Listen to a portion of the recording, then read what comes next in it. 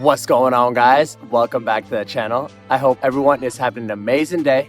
And today I got a special topic for you guys. I'm going to be teaching you guys how to rev match a motorcycle.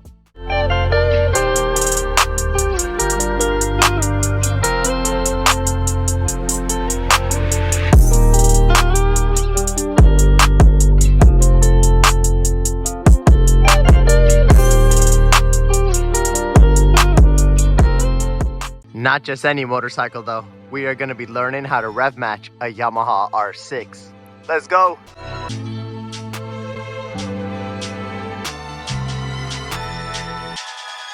Before we get into learning how to rev match the motorcycle, there's a couple key things you guys need to understand. I'm assuming that most people watching this video are people who know how to ride a motorcycle already. If you don't, here's a video that I made on the very basics of how to ride a motorcycle. For rev matching, there's three main parts that you need to understand. Right over here, the left handlebar is your clutch lever. This is going to be very important, along with on the right handlebar, you have your throttle. Also very important. Down here is where you have your gear shifters. Shifting gears is something you guys definitely need to understand before learning how to rev match a motorcycle. Cold start time, baby! Oh my gosh, I'm never gonna get sick of this sound or this look. I absolutely love the look of this R6. I've been contemplating upgrading this bike to a bigger bike, the R1, the S1K, but I love this one so much. You guys let me know if you want me to upgrade this bike or not. Let's hop on, let's go for a ride, and let me teach you guys how to rev match. There are two ways of downshifting. There's downshifting very slow, and there's downshifting fast. When you're downshifting really fast, you basically rev match the bike. However, it all works the same way. The mechanics of the bike are doing the same thing, but you're just doing them way faster, and it looks like a blip of the throttle.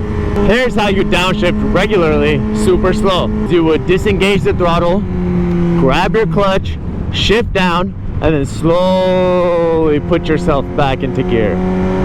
As you've seen over there, the RPMs dropped all the way because that took so long to downshift, and then I slowly engaged back into the first gear. Not that complicated, and there's no harm in downshifting that way. But rev matching while downshifting is just so much better. Woo! Super smooth. The reasons why you would rev match downshift is 1, because it's a lot faster. 2, it's a lot smoother. 3, there's less wear on the clutch. And 4, probably my favorite one, is it just sounds so cool and it looks so cool. Makes you feel like you're a MotoGP racer when you're doing it. To understand what rev matching really is, you need to understand how gears work and how RPMs and power bands work. When you're driving in a certain gear, your bike has a certain amount of power that it can make in that gear. That's why motorcycles have 1 through 6 gears, so you can get more power during each gear. The gears aren't actually a speed limiter. It just completely depends on how much power the gear is making. When you rev match the downshift, you're essentially staying within the same power band as the gear above it, but you're slowing down the bike at the same time. Biker, oh, he didn't want to say hi? It's all good. Me neither. It's important to understand how gears work and power bands work if you really want to know how or why rev matching is useful. But essentially, what it is downshifting really fast. When you downshift, you let out the throttle for a second, you pull in the clutch, and then you downshift with your left leg, and you're just doing all that simultaneously within a split second. For example, check this out. I'm gonna downshift but rev match, but instead of letting go of the throttle, you actually blip the throttle a little bit, because when you downshift, you're gonna want to be in a higher power band so it stays at the same speed that the bike's in. So essentially, it'll look like this. I'm gonna blip the throttle, I'm gonna clutch and downshift all at the same time. Watch this closely. I blipped the throttle, downshifted, and clutched all at the same time. And this is something you can do on any motorcycle that has gears. Nowadays they're making electric motorcycles and they don't have gears, but for the OGs and for everyone else in the bike community, it'll work on anything, even right here. As you've seen right there, rev matching helps downshift through the gears a lot faster as well. If you're coming up to a stop and you're in 4th gear, slowly rolling off the throttle and clutching and then coming off the throttle is going to take way too long than actually just rev matching through all the gears. Way faster, way more safer as well too. Some people might think that you need to be within a specific power band to rev match properly, but honestly you can be at any power and rev match just fine, unless you're at redline and you literally can't. Anywhere else rev matching works just fine. You don't need to be in any power range, and you'll start to understand how it feels to rev match on different bikes, because it is slightly different on each bike. The clutch engages a little differently, there's different throttle response. That's the overall theme of it. Flipping the throttle while engaging the clutch and downshifting all at the same time to bring you down a gear, but also remain within the same power band. This is how it should look like. You're going, pretend I gotta come up to a stop right over here, and I gotta downshift.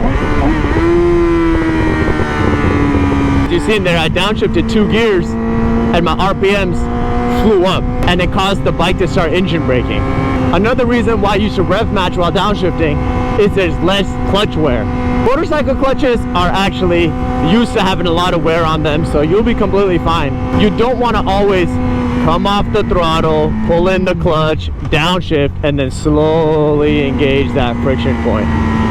That takes way too long. We're trying to be way cooler than that, and it sounds way nicer. What I would highly recommend is you guys just hop on your bike while it's sitting in a garage or sitting somewhere and practice that motion of rev matching without actually being on the street first. You'll understand how it feels to do all of them at the same time. It should look a little bit like this. You get on your bike, you know where your downshifter pedal is, then you're just blipping the throttle slightly while clutching at the same time. It's exactly at the same time.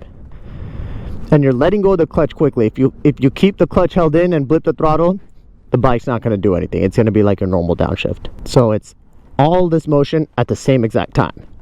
And you'll get used to it. At first, it might be a little jerky to downshift like that. You'll get used to it and it'll be smooth, and you'll understand what exactly you need to do. And it's completely okay to let go of your clutch quick. The bike only needs a very, very split second to downshift or even upshift gears. And that's why there's clutchless shifting. So after you got your practice down, sitting somewhere in a safe space, blipping the throttle and clutching at the exact same time, sort of like this, then you can actually understand how to do it on the road. Woo! Let's appreciate the views out today, guys. Man, it's a perfect day to ride today. After you've got your practice sitting on the bike, that's when you should go onto the road and actually practice how to rev match, because rev matching instantly on the road might be a little dangerous. I recommend you practice in a parking lot or practice in a closed street where you can get up to 2nd gear and rev match down to 1st gear. You don't need to be rev matching through all the gears. Here's an example of how to rev match through multiple gears. Right now I'm in a high gear, red light's coming up, I need to rev match a couple gears at the same time. It makes it a lot faster to do it that way than for me to slowly let off the throttle and catch the friction zone in the clutch every single time. There's even ways to clutchless upshift. Let me see if I can do that. Did you see that? I just upshifted without the clutch. And I just did it again. That's pretty cool. Learning how to rev match is definitely important, but it comes after learning how to ride the bike properly first. I've made a very detailed video on how to ride a motorcycle here, and you guys should definitely watch that one before learning how to rev match. I can't believe I just upshifted without the clutch. I haven't even been practicing that. Not too bad. Check this out. Woo! No clutch needed. Man, nah, that's awesome. Let's not complicate things though. Rev matching is literally just downshifting really quickly. You're just blipping the throttle, pulling in the clutch, and downshifting with your left leg all at the same time. It's not too complicated. On every bike, you can rev match downshift. It's just a little different on every bike, and the engine braking might be a little harder. But you'll get used to it. Let me show you guys once again. But you see how the bike remains smooth? That's the whole point. And I didn't need to hold the clutch in for so long while downshifting. Most of the modern bikes now come with quick shifters, which basically does rev matching for you. The most important part about learning how to rev match is learning it at your own pace. If you see other riders around you doing it, don't try to copy them. If you see other riders around you or even on the internet doing crazy stuff, don't try to copy them. learning at your own pace on your motorcycle. It completely depends on what bike it is. I ride my Yamaha R6, but at this point of my riding career, I've been riding for many years now, I can rev match on basically any bike. But you need to learn how to do it on your bike first, get very comfortable on your bike, and then you'll be able to do it on other bikes. Safety is the most important part on motorcycles, guys. Downshift. Woo! Make sure how to learn to ride the bike properly first, get comfortable riding, and then learn how to rev match. But as always, guys, thank you for all the love and support. Make sure to love your own life first, and I'll catch you guys in the next one. Peace!